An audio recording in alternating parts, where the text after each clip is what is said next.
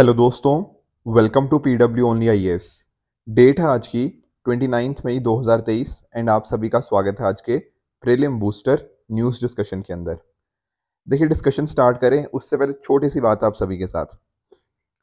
देखिए, कल आप में से कुछ लोग ऐसे होंगे जिन्होंने शायद कल अपना एग्ज़ाम दिया होगा, या फिर जो लोग मान लो 2024 हो गया या 2025 में भी मान लिया अपना एग्ज़ाम देना चाहते हैं, उन लोगों ने एग्ज़ाम देखा ज़रूर होगा, राइट? अब पहली चीज़ दिमाग में आती है, सर ये पेपर जीएस का, मैं पहले अगर जीएस 1 की बात करूं तो काफ़ी टफ लगा। द आंसर इज यस, ये एक्चुअल में बहुत ही ज़्यादा टफ था। ठीक है, जिस तरह के ऑप्शंस पूछे गए थे वो काफ़ी मुश्किल बना देते हैं कहीं ना कहीं इस एग्ज़ाम को क्लियर करने के अंदर। काफ़ी सारे एक्सट्रीमली फैक्चुअल जाके काफ़ी अंदर से ज़्यादा डिटेल में जाके कुछ क्वेश्चंस पूछे हुए थे, तो उस वजह से ये पेपर काफ़ी ज़्यादा टफ था। ऑन द अदर हैंड अगर हम बात करें सर सी सेट की, तो सी सेट भी टफ लगा। The answer is yes again. देखो, अगर मैं बात करूँ ना सी सेट की, तो डेफिनेटली ये पेपर काफ़ी लेंदी था।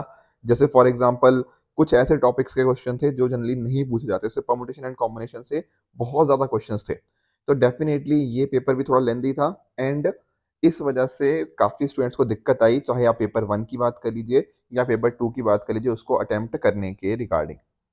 अब देखो, बहुत सारे लोगों ने अलग-अलग जगह पे लिखा है कि सर बहुत बुरा फ़ील हो रहा है, ठीक है ना? काफ़ी लो हम फ़ील कर रहे हैं। तो definitely I can understand your point कि काफ़ी मतलब जिनका पेपर अच्छा नहीं गया या मार्क्स कम बन रहे हैं, तो डेफ़िनिटली आप लो फ़ील कर रहे होंगे। बट एक चीज़ आप नोटिस कर लो, कट ऑफ। बहुत सारे लोग मैसेज कर रहे हैं कि सर कट ऑफ क्या आ जाएगी, कितनी जाएगी? देखो, कट ऑफ ना कोई मतलब कोई और डिसाइड नहीं करता, बल्कि आप लोग डिसाइड करते हो। वो कैसे? अब देखो, अगर पेपर जैसे ईज़ी होता है तो 115 भी कट ऑफ चली जाती है। पेपर टफ होता है तो हमने कट ऑफ को 85 के आस-पास भी जाते हुए देखा है। और इस एग्ज़ाम में भी मुझे पूरा ऐसा मानना है कि कट ऑफ काफ़ी ज़्यादा कम जाएगी। ठीक है, हो सकता है 80 के आस-पास या उसके अराउंड रहेगी। I am not predicting as such cut off, but कहीं न कहीं आई एम सेइंग कि कट ऑफ काफ़ी ज़्यादा नीचे जाने की बहुत हाई प्रोबेबिलिटी है। रीज़न बीइंग कि चाहे आप पेपर 1 की बात कर लीजिए, पेपर 2 की बात कर लीजिए, वो काफ़ी गए हैं। तो कट ऑफ कोई और नहीं बल्कि आप ही तय करते हो। पेपर मुश्किल होगा तो अकॉर्डिंगली सबके लिए मुश्किल था एंड अकॉर्डिंगली कट ऑफ नीचे आ जाएगी, तो आपको उतना घबराने की ज़रूरत नहीं है। अगर आपके ठीक-ठाक मार्क्स भी बन रहे हैं ना, तो मैं तो यही बोलूँगा आपको कि आप 1 से 2 दिन थोड़ा आराम कीजिए। थोड़ा मुझे पता है, थोड़ा साइकोलॉजिकली आपको, ठीक है ना, अपने आप को प्रिपेयर करना होगा एंड आप मेंस की तैयारी में लग जाइए।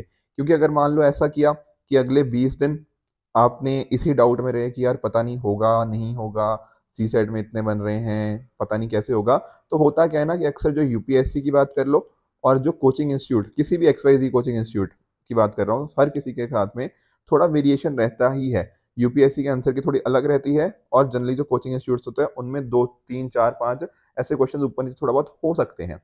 तो इस वजह से अगर आपके ठीक-ठाक मार्क्स बन रहे हैं, तो मेक श्योर आप मेंस की तैयारी 1-2 दिन का ब्रेक लेके कर देना।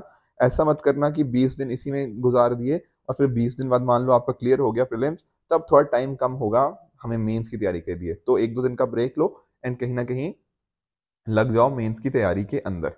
Getting the point? एक दूसरा कंसर्न स्टूडेंट्स का और था कि सर अब ये एग्ज़ाम तो काफ़ी लक बेस्ड हो गया है, ठीक है ना? क्योंकि देखो, जैसे ऑप्शंस बनाए जा रहे हैं, only 2 statements are correct, only 1 is correct, तो कहीं न कहीं ना शायद वो नॉलेज को चेक नहीं कर रहे और वो लक को ज़्यादा चेक कर रहे हैं। क्योंकि मान लो अगर 4 ऑप्शन है ना कि कोई स्टेटमेंट थी, उसमें मुझे पता था कि 1 एंड 2 करेक्ट है, पर किसी और पर्सन को लग सकता है कि वहाँ पे तीसरी और चौथी स्टेटमेंट करेक्ट है। हो सकता है ये पर्सन ने सही सोचा हो और ये पर्सन ने बिल्कुल गलत सोचा हो, पर ये भी मार्क क्या करेगा, ओनली 2 स्टेटमेंट्स आर करेक्ट, तो इसका भी ठीक हो जाएगा। तो काफ़ी लक का फैक्टर यहाँ पे हो गया है, ठीक है ना? कौन कितना मतलब वो होता है। तो बात आप सबकी ठीक है, कुछ यहाँ पे डेफ़िनेटली हमें देखने को मिला है कि लक का फैक्टर बड़ा है, इसमें कोई डाउट की बात नहीं है। पर ऐसा नहीं है कि आपको ये सोच के आपको बिल्कुल अपनी स्टडीज़ को छोड़ देना है। That will be a very futile approach. Getting the point? जैसे फॉर एग्ज़ाम्पल आप नोटिस कीजिए, मुझे अभी भी ना, जैसे आज 29 मई है ना, तो 27 मई को ही मैंने आपको ये बायोडायवर्सिटी मैनेजमेंट कमिटीज़ का होमवर्क दिया था। इसको मैं आज डिस्कस भी करूँगा। तो ये वाला आप पॉइंट देखो, तो ऐसे बहुत सारे क्वेश्चन हैं जो हमें कहीं न कहीं इस एग्ज़ाम के अंदर वैसे भी थे जो थोड़े एक्सपेक्टेड लाइन्स के ऊपर थे। जैसे फॉर एग्ज़ाम्पल अब आप ही नोटिस करो, मैंने कितनी बार आपको यूक्रेन की बॉर्डरिंग कंट्रीज़ के बारे में बताया है, ठीक है? चाहे वो प्लेस न्यूज़ हो गया, वहाँ पर बताया है। तो ऐसे कुछ क्वेश्चन ईज़ी भी थे। उसी तरह से अर्मेनिया, अज़रबैजान हो गया, नागोर्नो-काराबाख हो गया, खैरसॉन के बारे में, डॉनबास के बारे में, टिग्रे रीजन हो गया, सूडान हो गया, ठीक है? G20 हो गया, 5th और 6th शेड्यूल हो गया, ठीक है ना, ज़पोरिज़ियन हो गया। तो इस तरह से बहुत सारे क्वेश्चन हमने कहीं ना कहीं प्रीलिम बूस्टर में डिस्कस किए हैं, या जो हमारी मैराथन सीरीज थी उनमें भी बहुत सारे क्वेश्चन मैंने खुद ही आपके साथ डिस्कस किए हैं। तो कहने का पॉइंट क्या है कि कुछ क्वेश्चंस आते हैं एक्सपेक्टेड लाइंस के ऊपर, पर इस पेपर के अंदर बहुत सारे क्वेश्चंस ऐसे थे जो थोड़े अनएक्सपेक्टेड थे, and that makes the paper 1 tough, and साथ साथ पेपर 2 को भी उसने टफ बना दिया है। तो डेफिनेटली हमें भी थोड़ी अपनी अप्रोच के अंदर और भी चेंजेस करने पड़ेंगे। इनफैक्ट मैं हमेशा कहता हूँ कि यूपीएससी के साथ, मतलब यूपीएससी को जीतने का तरीका यही है कि हम अपने आप को समय के साथ साथ अपने आप को चेंज करते रहें। तो डेफिनेटली मैं भी अपनी टीम के साथ डिस्कस करूंगा, एंड कुछ जो चेंजेस रिक्वायर्ड होंगे प्रीलिम बूस्टर के अंदर, ताकि ये पर्टिकुलर जो हमारी चीज़ है ना ये और भी रेलिवेंट हो पाए आने वाले सालों के लिए, तो वो भी करने की मैं पूरी कोशिश यहाँ पे करूंगा। क्लियर? चलो फिर, ये बात आप समझ गए होंगे, थोड़ी आप अंडरस्टैंड भी कर गए होंगे कि क्या करना क्या है, कैसे करना है। तो स्टार्ट करते हैं आज की डिस्कशन। बहुत लंबी नहीं रखेंगे, ठीक है, कुछ छोटे छोटे पॉइंट्स ही हैं जो हमें डिस्कस करने हैं। अब देखो, ये इंडियन एक्सप्रेस का आप स्टार्टिंग देख सकते हो। कल आप जानते हो मई 28 2023 था, ठीक है ना। तो ये डेट बहुत इंपॉर्टेंट डेट हो चुकी है। क्यों? क्योंकि कल प्रधानमंत्री जी के द्वारा नई पार्लियामेंट बिल्डिंग का यहाँ पे इनॉग्रेशन हमें देखने को मिला। सेम चीज़ यहाँ पे द हिंदू ने भी कवर करी है, ठीक है। तो इसके ऊपर आई एम वेरी श्योर कुछ एडिटोरियल्स आएंगे, तो डेफिनेटली ये चीज़ वहाँ पे कवर हो जाएगी, ठीक है ना। तो उसको आप फॉलो करते रहिए, राइट। कुछ और टॉपिक्स है जो हमें डिस्कस करने हैं, जैसे फॉर एग्जांपल डल लेक के बारे में। तो अभी डल लेक न्यूज़ में क्यों है? न्यूज़ में इसलिए है क्योंकि बहुत सारी फिशेस की डेथ हो गई है डल लेक के अंदर, ठीक है। और जो एक मेन स्पीशीज है ना, दैट इज गम्बूशिया स्पीशीज, इसको आप ध्यान में रखोगे, इसको एक मेजर इफेक्ट यहाँ पे हुआ है। तो चलो पहले डल लेक की लोकेशन देख लेते हैं। लोकेशन आप सभी जानते होंगे, जम्मू एंड कश्मीर के अंदर जो श्रीनगर, वहां पे हमें ये लेक देखने को मिल जाती है। और इस पर्टिकुलर लेक के बहुत अलग अलग नाम है।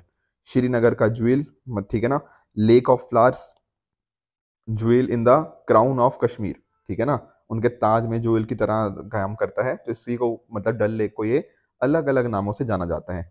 ध्यान रखने वाली बात ये है कि ये जम्मू कश्मीर की दूसरी सबसे बड़ी लार्जेस्ट लेक है। तो सर सबसे बड़ी लेक कौन सी है? सबसे बड़ी आप जानते हो, हमें वुलर लेक देखने को मिल जाएगी, ठीक है। ये एक फ्रेश वाटर लेक है अगर मैं बात करूं वुलर लेक की, एंड इसका मतलब जो जेलम रिवर है ना, वो इसको फीड करती है, इसके लेक बेसिन को। तो ये चीजें भी आपको पता होनी चाहिए। Getting the point? तो डल लेक के बारे में अगर आप और देखो, तो लेक लोकेटेड है हमें कौन सी माउंटेन वैली के अंदर? जबरवान माउंटेन वैली, जो कि शंकराचार्य हिल्स की फुट हिल्स में हमें देखने को मिल जाएगी। ये एक नेचुरल वेटलैंड का पार्ट भी है, ठीक है ना। और जो फ्लोटिंग गार्डन हमें यहाँ पे देखने को मिलते हैं ना, इनको राड के नाम से जाना जाता है कश्मीरी लोकल लैंग्वेज के अंदर। तो ये नाम भी आप ध्यान में रखिएगा। साथ में यहाँ पे फिशिंग हो गया, वाटर प्लांट हार्वेस्टिंग हो गया, इसके लिए भी इस पर्टिकुलर लेक को काफी जाना जाता है। अब जो बात कर रहे थे ना स्पीशीज की, कौन सी स्पीशीज सर? ये गम्बूशिया स्पीशीज। थोड़ा सा इसके बारे में जान लेते हैं। देखो इस तरह से दिखती है ये गम्बूशिया स्पीशीज। और इसके बाद बारे में इंपॉर्टेंट बात ये है ना कि ये फीड करती है मॉस्किटो के लार्वा के ऊपर। इसी वजह से डेंगू हो गया, आपका मलेरिया हो गया, इसको कंट्रोल करने के लिए गम्बूशिया स्पीशीज को यूज किया जाता है। अब इसको यूज करते हैं, इसीलिए इसको क्या बोलते हैं? मॉस्किटो फिश, टॉप मिनोस, ये अलग अलग नामों से भी इसको जाना जाता है। आपको फ्रेश वाटर, ठीक है ना, और ब्रैकिश वाटर के अंदर देखने को मिल जाएगी। बाकी कुछ और पॉइंट्स भी है कि आप जू प्लैंकटन हो गया, इनके ऊपर ये फीड करती है। शैलो वाटर बॉडीज में हमें इनकी, मतलब सर्वाइव करने की पॉसिबिलिटी ज़्यादा देखने को मिल जाती है। तो ये कुछ पॉइंट्स थे रिगार्डिंग गम्बूशिया स्पीशीज जो हमें पता होने चाहिए। एक पीवाईक्यू दे रहा हूँ, ठीक है, इसके अंदर भी थोड़े मैं और फीचर्स लेके आऊंगा पीवाईक्यूज के अंदर, जैसे क्वेश्चन पूछ रहा है ना यूपीएससी, थोड़ा कोशिश करेंगे अपने आप को अलाइन करने की। पर फिलहाल आप इस पर्टिकुलर क्वेश्चन का आंसर मुझे नीचे कमेंट्स में बताइएगा। नेक्स्ट चलते हैं आगे। IWT, Indus water treaty. देखो इसके बारे में ना मल्टीपल टाइम्स न्यूज आती रहती है। हमारी यूनियन गवर्नमेंट ने अभी क्या किया है, जम्मू एंड कश्मीर के ऑफिशियल्स को कहीं ना कहीं इंस्ट्रक्ट किया है कि आप देखो कि हम अपने पानी को कैसे यूज कर सकते हैं। देखो समझने की कोशिश करना, जब हम बात करते हैं ना इंडस की, तो आप इंडस का इस तरह से आप ये देख सकते हो, ठीक है। यहाँ पर अलग अलग ट्रिब्यूटरीज आपको देखने को मिलेंगी। इन ट्रिब्यूटरीज का ना आपको नॉर्थ साउथ भी इंक्लिनेशन पता होना चाहिए कि कौन किस तरह से होता है। तो सबसे पहले आपको इंदस देखने को मिलती है, उसके नीचे आ गया आपका जेलम आ गया, फिर नीचे आ गया चिराब आ गया, चिनाब आ गया, फिर आ गया रावी, ब्यास और सतलुज। ये इस तरह से नॉर्थ टू साउथ इसका हमें देखने को मिलता है, जैसा कि आप इमेज में देख भी रहे हो। अब देखो एक्चुअल में ना बहुत इंडिया और पाकिस्तान के बीच में कॉन्फ्लिक्ट था कि कैसे पानी यहाँ पे शेयर होगा। तो 1960 के अंदर हमें क्या देखने को मिलता है, वर्ल्ड बैंक के द्वारा ना एक ट्रीटी नेगोशिएट करवाई जाती है बिटवीन इंडिया एंड पाकिस्तान। ठीक है सर, तो इस ट्रीटी में हुआ क्या? देखो इस ट्रीटी में ना एक बात करेगी, पहली बात की यहाँ पर हमें ईस्टर्न और वेस्टर्न रिवर्स के अंदर हमें बांटा गया। सर ईस्टर्न रिवर कौन सी है? ईस्टर्न रिवर है आपकी आखिरी तीन मतलब रावी, ब्यास और सतलुज, इनको बोल क्या है, ये ईस्टर्न रिवर्स हैं। और आपकी तीनों ऊपर वाली इंदस, जनाब, झेलम और चिनाब, ये आपकी क्या है, ये वेस्टर्न रिवर्स हैं। अब होता क्या है, जब मैं बात करता हूँ ईस्टर्न रिवर्स की यानी कि रावी, ब्यास और सतलुज की, तो ये एलोकेट करी गई किसको? इंडिया को। वेयर एस जब मैं बात करता हूँ इंडस, झेलम और चिनाब को, ये पाकिस्तान को एलोकेट करी गई। पर थोड़ा सा फर्क है। फर्क कैसे है? फर्क इस तरह से है कि जो रावी, ब्यास और सतलुज है, ये इंडिया यूज कर सकता है, इसका अनरिस्ट्रिक्टेड यूज है इंडिया के पास। ठीक है सर, ये बात समझ आ गई। पर वेयर एज जब मैं बात करता हूँ इंडस, झेलम और चिनाब की जो वेस्टर्न रिवर्स हैं, तो वहां पर ना इंडिया कुछ पर्पसेस के लिए इन वेस्टर्न रिवर्स को यूज कर सकता है। कहने का मतलब क्या, कि इंडिया इन पानी को फ्लो होने देगा, ये झेलम, चिनाब और इंडस का इनका पानी फ्लो होने देगा, पर अपने डोमेस्टिक यूज के लिए, अपने नॉन कंजम्पटिव यूज के लिए और कुछ और पर्पसेस के लिए इंडिया इसको यूज कर सकता है। तो ये आपको ध्यान में रखना है। तो ऐसा मान के चल सकते हो कि पाकिस्तान के पास नियरली 80% अब टोटल पानी है इंडस सिस्टम का, और इंडिया के पास लगभग 20% पानी है यहाँ पे इसका। ठीक है, तो 1960 में साइन हुई थी। यही सेम बात है जो मैंने आपको इस ग्राफ में समझाई ना, इस मैप में समझाने की कोशिश करी है, वही एग्जैक्ट सेम चीज़ें यहाँ पे मैंने पीपीटी में भी लिखी हुई हैं। तो इनको भी आप डेफिनेटली गो थ्रू कर सकते हो। ये वर्ल्ड बैंक भी समझ लिया, पानी कैसे कैसे डिवाइडेड है, ये भी हम यहाँ पे समझ चुके हैं। बहुत बार क्या होता है ना कि इंडिया के द्वारा कुछ डैम्स बनाए जाते हैं, स्पेशली चिनाब रिवर के ऊपर देखा गया है ऐसा पिछले टाइम्स के अंदर। तो वहां पर पाकिस्तान अक्सर अपनी आवाज़ उठाता रहता है कि नहीं करना चाहिए। तो वो इस वजह से भी बहुत बार हमारी जो इंडस वाटर ट्रीटी है न्यूज़ में आती रहती है। अगले टॉपिक की तरफ चलते हैं, दैट इज डैग हैमरशोल्ड मेडल। अब देखो इस मेडल का नाम ध्यान में रखना, आपने देखा जैसे यूपीएससी में थोड़े मेडल्स के ऊपर भी क्वेश्चन आ रहे हैं, ठीक है ना। तो हमें थोड़ा ना इसको समझना जरूरी है कि आखिर ये मेडल है किस चीज के साथ रिलेटेड। देखो समझने की कोशिश करना। एक है हमारे पास यूएन पीस कीपिंग फोर्स, यूएनपीकेएफ। दरअसल में आज ना 29 मई है, तो 29 मई इंटरनेशनल डे होता है यूएन पीस कीपिंग फोर्स का। तो वो भी इस वजह से भी हमें इंपॉर्टेंट है। तो समझाता हूँ थोड़ा इसको। देखो यूएन पीस कीपिंग फोर्स क्या करती है, होता क्या था ना, देखो 1948 में क्या हुआ, आप जानते हो यूएन सिक्योरिटी काउंसिल के बारे में तो सब लोग जानते हैं ना, जैसे यूएनजीए हमने पढ़ा है, सिक्योरिटी काउंसिल इसी तरह से होता है, कहीं ना कहीं ये इंश्योर करता है कि दुनिया में हर जगह पीस हो। तो यूएन सिक्योरिटी काउंसिल ने क्या कहा ना, कि जब 1948 में हमें देखने को मिला जैसे मिडल ईस्ट के अंदर उस टाइम काफी कॉन्फ्लिक्ट चल रहा था, ठीक है, तो इस कॉन्फ्लिक्ट को हम कैसे रिजॉल्व करें, उसके लिए क्या किया यूएनएससी ने, क्या किया, यूएन के जो मिलिट्री ऑब्जर्वर्स थे उनको डिप्लॉय किया गया मिडल ईस्ट के अंदर। ठीक है सर, फिर उस टाइम ही क्या एस्टेब्लिश हो गया, यूएन पीस कीपिंग फोर्स उस टाइम पे एस्टेब्लिश हो गया। पर सर इनका काम क्या है, देखो जैसा नाम में लिखा ना पीस कीपिंग फोर्स, इनका काम दरअसल में यही है, मान लो कोई एरिया है, वहां पर भयंकर वॉर है या फिर कॉन्फ्लिक्ट का एक इशू चल रहा है कुछ ना कुछ, वहां से हम कैसे ट्रांजिशन हो सकते हैं शांति एंड पीस की तरफ, ये काम होता है यूएन पीस कीपिंग फोर्स का। ये कंट्रीज को हेल्प करते हैं ताकि एक अच्छे से ट्रांजिशन हो पाए। तो दुनिया में अलग अलग मिशन होते हैं इनके यूएन पीस कीपिंग फोर्स के, जो कि यूएन सिक्योरिटी काउंसिल और यूएन जनरल असेंबली ये इनको अप्रूव करते हैं कि कहाँ कहाँ पे मिशन होने हैं। तो इस तरह से ये काम करते हैं UN peace keeping forces. I hope आप इसको समझ गए होंगे। कई बार ना हमें एक वर्ड सुनने को मिलता है ब्लू हेलमेट। ब्लू हेलमेट भी दरअसल में इन्हीं को ही डोनेट करते हैं, ठीक है, कि कौन सी कंट्री के कितने लोग वहां पे हैं तो उनको ही ब्लू हेलमेट्स हम बोलते हैं, यूएन पीस कीपिंग फोर्स को ही। अब सर न्यूज में क्यों है, न्यूज में इसलिए है क्योंकि इंडिया के जो यूएन पीस कीपर्स थे ना, उनमें से 3 लोगों को यहाँ पे इस सम्मान दिया गया है, उनकी डेथ हो गई थी, ठीक है ना, उन्होंने सेक्रीफाइस दिया यहाँ पे, मतलब सेक्रीफाइस दिया, माफ कीजिएगा। तो इस वजह से उनको ये पर्टिकुलर अवार्ड यहाँ पे दिया गया, ये जो मेडल है यहाँ पे दिया गया है। इंडिया देखो एक बहुत ही बड़ा कंट्रीब्यूटर है, इवन जैसे बांग्लादेश हो गया, इंडिया हो गया, इन दोनों कंट्रीज ने अपनी तरफ से बहुत सारे लोग यहाँ पे भेजे हैं। इनफैक्ट इंडिया की तरफ से तो ऑल वुमेन कंटिजेंट भी यहाँ पे भेजा गया है। तो डेफिनेटली इंडिया का और बांग्लादेश का यूएन पीस कीपिंग फोर्स के अंदर एक बहुत ही इंपॉर्टेंट रोल रहा है। अभी तक अगर आप नोटिस करोगे तो 2,75,000 से भी ज्यादा ट्रूप्स हमने कहीं ना कहीं यहाँ पे कंट्रीब्यूट करे हैं in various 51 UN peace keeping mission. तो ये आपको चीजें पता होनी चाहिए। तो जो पर्टिकुलर ये मेडल है ना, डैग हैमरशोल्ड मेडल, ये दरअसल में इसी चीज के लिए दिया जाता है यूएन पीस कीपर्स के लिए, जिन्होंने अपना बहुत ही करेज हो गया, अपनी डिवोशन टू ड्यूटी हो गया, सेक्रीफाइस दिया था पीस के लिए, तो उनके लिए दिया जाता है। दरअसल में है क्या ना, जो डैग हैमरशोल्ड थे ये सेकंड सेक्रेटरी जनरल थे यूएन के, तो उनके रिगार्डिंग ही इसको यहाँ पे एस्टेब्लिश किया गया है, ठीक है ना। पहला इन्हीं को फैमिली को दिया गया था, इनकी फैमिली को ही, तो इसको एस्टेब्लिश किया गया था 1997 के अंदर by security council as a posthumous award. उनकी डेथ के बाद, उनका जब सेक्रीफाइस हो जाता है उसके बाद यहाँ पे इनको इस तरह मेडल से दिया जाता है। तो जैसा मैं आपको बता भी रहा था, 29 मई को international day of United nation peace keepers था, तो वहाँ पे एक तरह का ट्रिब्यूट की तरह ये ऑफर किया जाता है। क्लियर। अगले टॉपिक की तरफ बढ़ते हैं, that is global greenhouse gas watch. देखो 4 वर्ड्स हैं, global greenhouse gas watch. क्या मीनिंग हो सकता है इसका? इसका मीनिंग बहुत ही सिंपल है। देखो ग्लोबली ग्रीन हाउस गैसेस का कैसे कैसे कॉन्सेंट्रेशन बढ़ रहा है, क्या क्या हमने स्टेप्स लिए हैं, उन स्टेप्स का क्या क्या रिजल्ट आया है। तो वो गैसेस की कहीं ना कहीं हम कंसंट्रेशन को देखते रहते हैं, कहाँ पर कैसे कंसंट्रेशन में चेंज आया, डेटा को एनालाइज करते रहते हैं, तो एक तरह से उसके ऊपर वॉच रखते हैं। तो इसी का मीनिंग है global greenhouse gas watch. किसने एस्टेब्लिश किया गया है? WMC, world meteorological Congress. देखो आपने WMO का नाम सुना होगा, वर्ल्ड मीटरोलॉजिकल ऑर्गेनाइजेशन। ये दरअसल में क्या है ना, यूएन की एक स्पेशलाइज्ड एजेंसी है। तो उसी के जो WMO के कहीं ना कहीं फंक्शंस हैं, उनको हम कैसे एग्जीक्यूट करें, उनको प्लान्स को कैसे इंप्लीमेंट करें, तो उसके लिए WMC है हमारे पास, ठीक है, वर्ल्ड मीटरोलॉजिकल काउंसिल। तो WMO से के साथ लिंक रखोगे आप global greenhouse gas watch का। तो ये क्या है, यहाँ पर टोटल जो 193 मेंबर्स हैं WMO के, उन सभी ने इसको मतलब एक तरह से उन्होंने सपोर्ट दी है कि डेफिनेटली हम इसमें साथ जुड़े हैं global greenhouse gas watch के अंदर।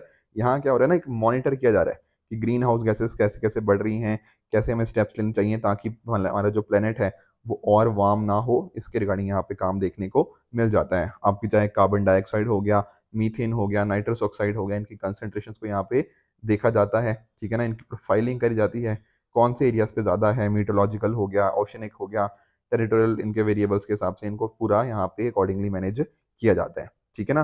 तो different different surface based observing system भी है, स्पेस बेस्ड ऑब्जर्विंग सिस्टम भी है, सब साथ में आएंगे। जहाँ पर कुछ इन्फॉर्मेशन गैप है तो उस इन्फॉर्मेशन गैप को पूरा यहाँ पे किया जाएगा।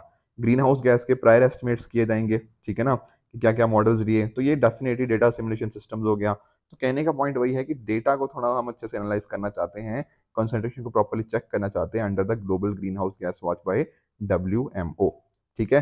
तो पूरा जो हमारा कार्बन साइकिल था उसको हम अच्छे से समझ पाएंगे। तो ये कुछ इंपॉर्टेंट पॉइंट से regarding global greenhouse gas watch. अब WMO को भी पढ़ लेते हैं। तो ध्यान रखना ये क्या है, एक यूएन की स्पेशल एजेंसी है, इंटर गवर्नमेंटल ऑर्गेनाइजेशन है, जहां पर टोटल 193 मेंबर कंट्रीज हमें देखने को मिल जाती हैं। इसका फॉर्मेशन हुआ था 1950 के अंदर। अब देखो वर्ड नाम में ही क्या है, वर्ल्ड मीटरोलॉजिकल ऑर्गेनाइजेशन।